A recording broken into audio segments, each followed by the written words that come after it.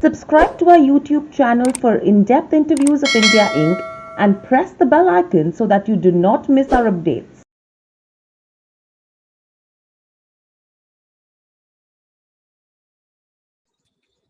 Hello and welcome to Nirmal Bang, ladies and gentlemen. I'm Hiral Daria. We have with us Ria Singh, technical analyst, currencies joining in. Ria, welcome to the show.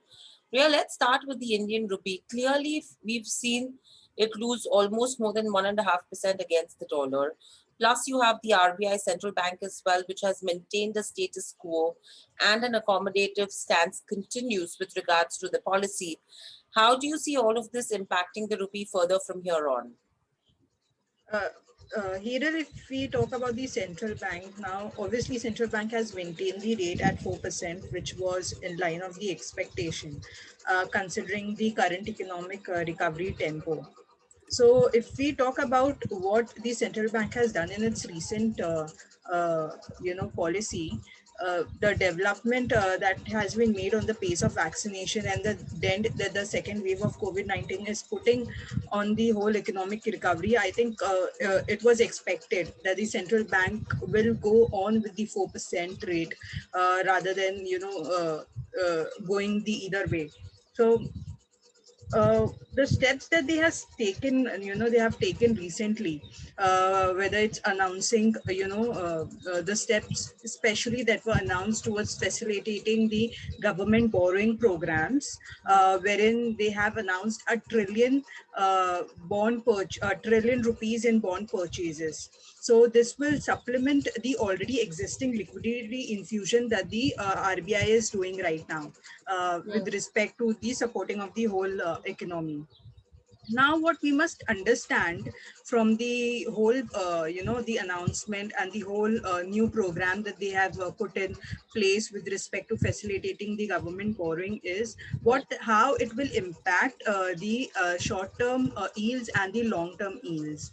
So the whole idea as to how the rupee lost almost more than 1.5% against the dollar lies within these parameters. So what they have done is they are working towards kind of maintaining the bond yield curve, wherein they want the government borrowings, the cost of the borrowings to come down. Now after their after the announcement of the budget, the yields shot up like anything because of the whole target of borrowing that the government was had put in place in the budget. So this has triggered that there will be a lot of borrowing that will be happening, and the long term yields should increased like anything. So with this policy, central bank has done a balancing act wherein they are keeping the yield curve in line so that the long term borrowing cost comes down, the yields comes down, so that the government, it will facilitate the government altogether with respect to raising that kind of money in order to infuse various programs that they have let down into the budget. So the impact that it had done was the uh, the kind of upfront amount that the central bank has put forth, a trillion rupees. So this triggered the sentiment of the short-term bonds. Okay, so there is a lot of short-term bonds. Bonds buying in the government securities that the central bank will be doing. So this led to the rise in the short-term yields, and with the inverse relationship that it has with the rupee started a depreciation path. So whether the depreciation will continue, this will entirely depend upon how the further path will be laid down from the central bank, because no, it was very surprising that the central bank didn't came in and aided the or tried to stabilize the rupee. This step was not anticipated, that that the central bank will not come to aid the rupee in any front. So I think with the pace, the rupee was already under a lot of pressure due to the the economic recovery dent that has put in place due to the second wave of COVID-19, the uprise into the inflation numbers, and so forth. So the sentiment was already not in the favor of rupee, and this recent such huge OMO operations and the amount that the central bank has put forth have triggered the depreciation into the rupee. So I think the pressure will continue in at least for a session or two. So the maximum depreciation that one can forecast is 75.58, 75.75 if the central bank doesn't intervene and let the rate to float. If it comes to the aid of the rupee, then there is some hope that it can trace back the lows of 74, 73.25. Other than that, it's a depreciation path here on for the rupee. Right. So with this, if you see the sterling pound as well, it has weakened against the euro as well as the dollar. Now, yes, there are concerns with regards to where the vaccine rollout is concerned. There is some bit of unwinding that we are seeing as well. How do you see the pound moving from here on? So it can be said that obviously the vaccine rollout is putting a pressure on the pound, and it could be said rightly that the pound is very much overvalued and overbought at the current trading levels.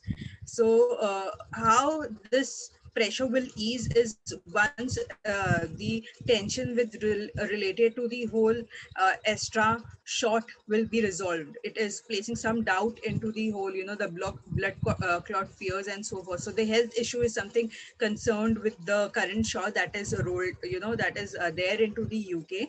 So if these fears and these tensions get resolved and there is no concern with respect to the whole vaccine shot that is there into the UK, it could aid into the further recovery. But yes, there is some doubt that the plans that the prime minister has rolled out in order to get the economy reopened will be put on hold. uh, and there is the pace of the vaccination rolled out has come down.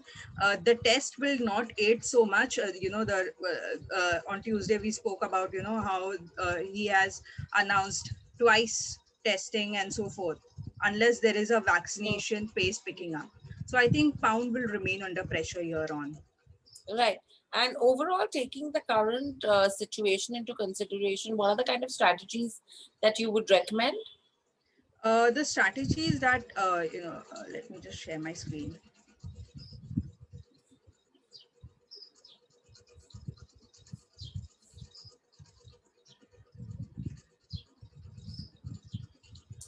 So you can see my screen. Yes.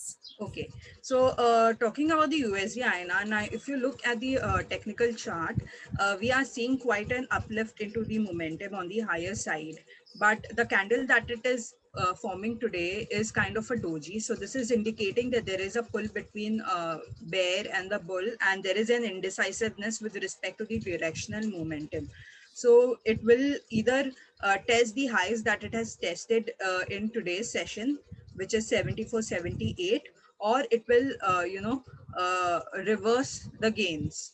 So for the rupee, I think it will be a safe side to say that wait for it to come down.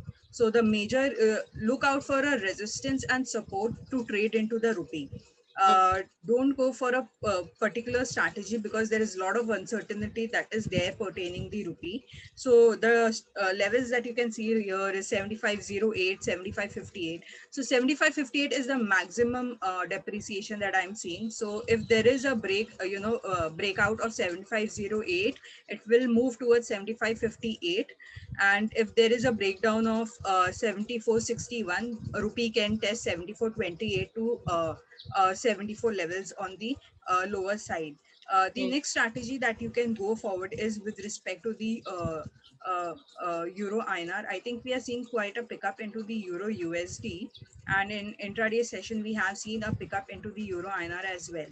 So the strategy that you can go forward into the Euro INR will be to go long above 88.80 for a target of 89, 89.20. Keep a strict SL at 88.60 65 for the Euro INR. There is a strong hand that is coming into the yen as well. So buy into the yen above 68.39 for a target of 68.70. Keep a strict SL at 68.20.